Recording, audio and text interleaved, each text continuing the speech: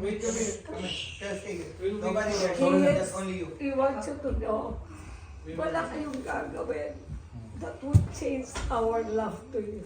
Mm-mm.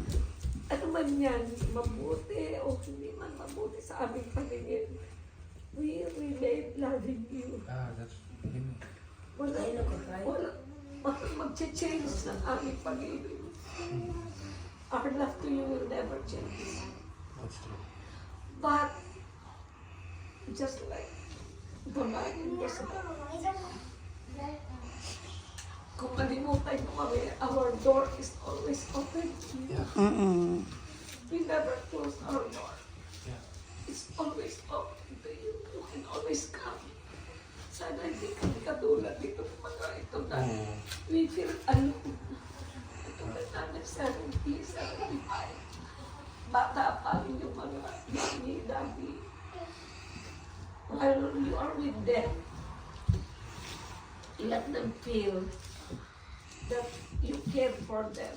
Kasi ang hirap pagka when you become adults and when you get out of the house and you forget us, we wait, we wait, we wait, we wait, we love, we love, we love.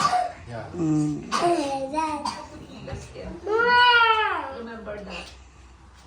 We love. It doesn't and it will not change.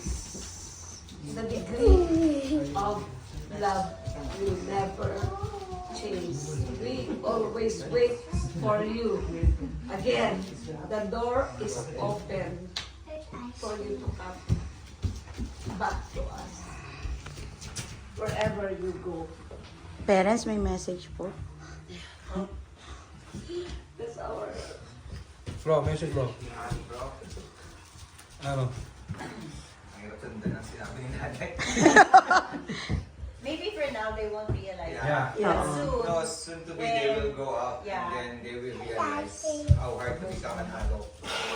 to become a parent. Yeah, parent, yeah. Sa atin. Parenting, yeah. Kagaya sa atin. So kids. right now, you're just enjoying what you have because Yeah. You're like, young. you're young, you you're want to strong, explore. Exploring. you're parang yung Sige man, tell me that. Samir is just enjoying. Yeah. So it doesn't care about tomorrow. She doesn't care about like what's gonna be eaten. Kasi nandun si mama at si daddy. Everything's parang pinipid sa inyo. Oh, Everything was hindi given. po Enjoy nyo lang yung life nyo. And Habang everything was given to you for sometimes almost for free. Everything's for free, Yeah. right? Yeah. So for us, like we're working so hard just to build Provide. a good life.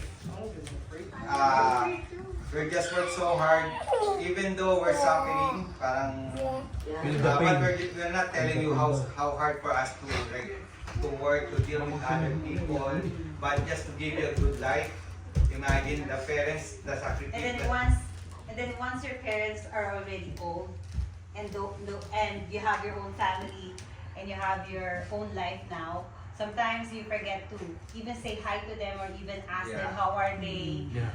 And they feel alone, most especially if parents are or your parents are already like by himself or by herself Yeah, but they- on their own.